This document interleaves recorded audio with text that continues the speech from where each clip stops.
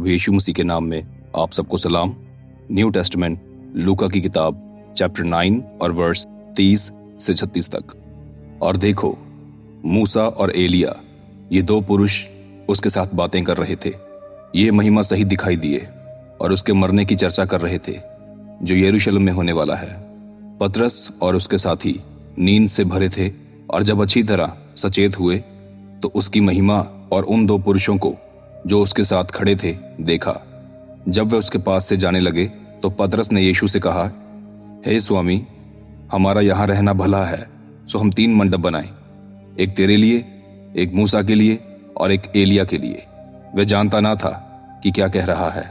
वह ये कह ही रहा था कि एक बादल ने आकर उन्हें छा लिया और जब वह उस बादल से घिरने लगे तो डर गए।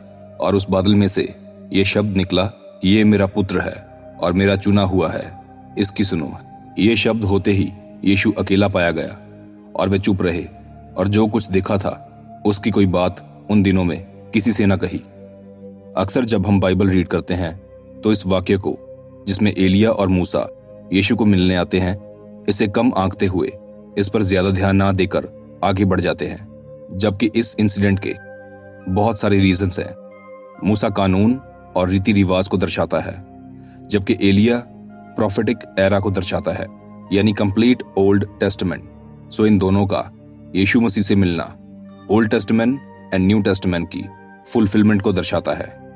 जिन्होंने ओल्ड टेस्टामेंट रीड की है वे जानते हैं कि मोसेस की तो डेथ हुई थी, लेकिन एलिया की डेथ नहीं हुई। उसको खुदा ने जिंदा ही स्वर्ग में उठा लिया था। सो ये इस बात का भी प्रतीक था कि वह लोग जो मृत्यु के द्वार से गुजरे हैं और वह जो मृत्यु के द्वार से नहीं गुजरे हैं और वह जो मृत्यु के द्वार से नहीं गुजरेंगे, यानी कि रैप्चर में उठा लिए जाएंगे। यीशु मसीह उन सबों का प्रभु है। आगे मैं आपके लिए पढ़ने जा रहा हूं अगेन न्यू टेस्टामेंट यूहन्ना की पुस्तक चैप्टर 8 और वर्स 58। यीशु ने उनसे कहा, मैं तुमसे सच सच कहता हूं कि पहले इसके कि इब्राहिम उत्पन्न हुआ, मैं हूं। यहां यीशु मसीह यह दावा कर रहा है कि मरियम की कोख से जन्म लेने से पहले भी उसका अस्तित्व था और वह मौजूद था। यह सुनते ही यहूदियों ने यीशु को मार डालना चाहा, क्योंकि उन्हें लग रहा था कि यीशु झूठ बोल रहा है। लेकिन जब हम लूका के इस वाक्य को पढ़ते हैं जहां एलिया और मूसा यीशु को मिलने आते हैं, ये इंसिडेंट इस बात को प्रूव करने के लिए खुदा के द्वारा घटित किया गया था, ताकि यीशु की उस बात को साबित किया जाए जब यीशु ने अपनी प्री एग्जिस्टेंस के बारे में बात की थी। यीशु का वह वाक्य 100% सत्य था। देखिए, एलिया परमेश्वर को कहां मिलने जाता था? अलग हटकर एक पहाड़ पर। और मोसेस के बारे में भी आप सब जानते हैं कि वह बाकी लोगों से अलग हटकर परमेश्वर से पहाड़ पर मिलने जाता था और नेक्स्ट आने वाली घटनाओं, प्लान्स और प्रोफेसी फुलफिलमेंट के बारे में डिस्कस करता था। सो एलिया और मोसेस का यीशु को मिलना इस बात को भी शो करता है कि यह वही प्रभु है जो एलिया और मोसेस का भी प्रभु था। वैसे क्या आप जानते हैं कि वह यीशु ही था जिसने मोसेस की अगुवाई की थी इजरायलियों को इजिप्ट देश से निकलवाने के लिए, और यीशु ही वह प्रभु था जिसने मोसेस को 10 हुक्मनामे दिए थे। इस चीज के बारे में मैंने पक्के ठोस सबूत के साथ तकरीबन 4 महीने पहले एक वीडियो बनाई थी, जिसका लिंक आपको डिस्क्रिप्शन बॉक्स में मिल जाएगा। इस वीडियो को देखने के बाद आप उस वीडियो को भी पूरा देखें। यकीन मानिए, उस वीडियो को देखने के बाद आपकी आत्मिक आंखें खुल जाएंगी और आपका विश्वास और पक्का हो जाएगा। वापिस आते हैं हम अपने आज के टॉपिक पर। नेक्स्ट मैं आपके लिए पढ़ने जा रहा हूं व्यवस्था विवरण चैप्टर 18 और वर्स 15। तेरा परमेश्वर यहोवा तेरे मध्य से, अर्थात तेरे भाइयों में से मेरे समान एक नबी को उत्पन्न करेगा, तो उसी की सुनना। जब इजरायली भयभीत होकर कहते हैं कि ना हमें परमेश्वर का शब्द सुनना पड़े और ना वह बड़ी आग हमें देखने को मिले, तो मोसेस उनसे एक मसीहा की भविष्यवाणी करता है कि यहोवा यहूदियों में से मोसेस की तरह एक मसाया उत्पन्न करेगा, और यहूदियों से कहता है कि तुम उसकी सुनना।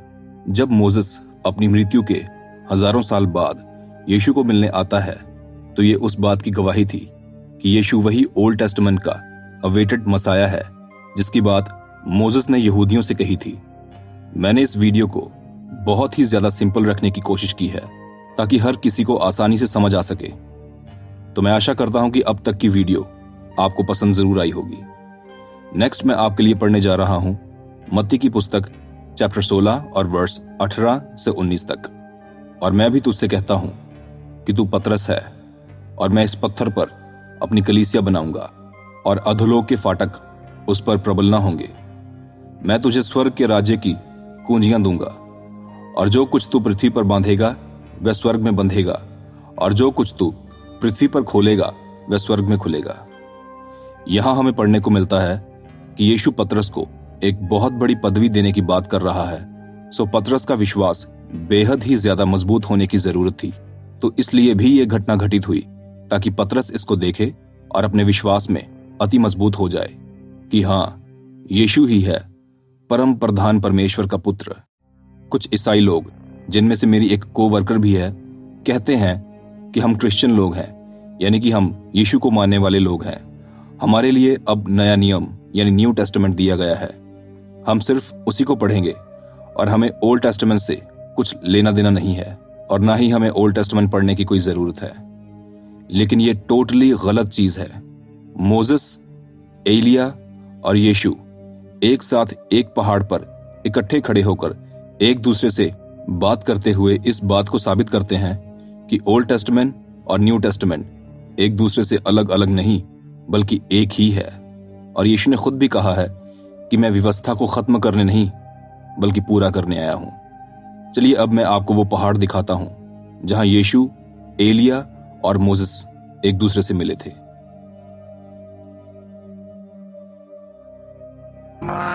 Seen from Esdraelon Valley.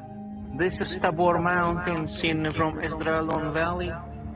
This is the mountain of transfiguration of Jesus Christ. You know, the feast of transfiguration in Ukraine, it's called Preobrazhenia Господня. It took place on this mountain. On the top, you see, there is a Franciscan monastery. Right on the top there, that's where we came from. See, Mount Tabor. This is it. And we stop it here, next to the highway. We are driving to Jerusalem, you see. Stop here. On our way to Jerusalem, Holy City, you know.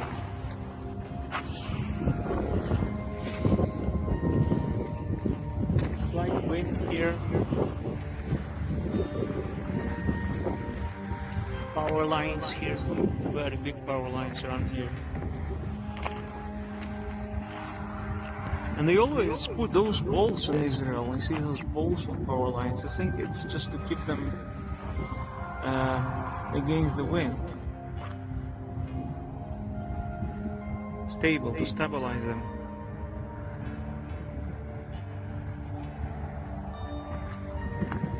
So greetings from the Mount of Tabor, Israel.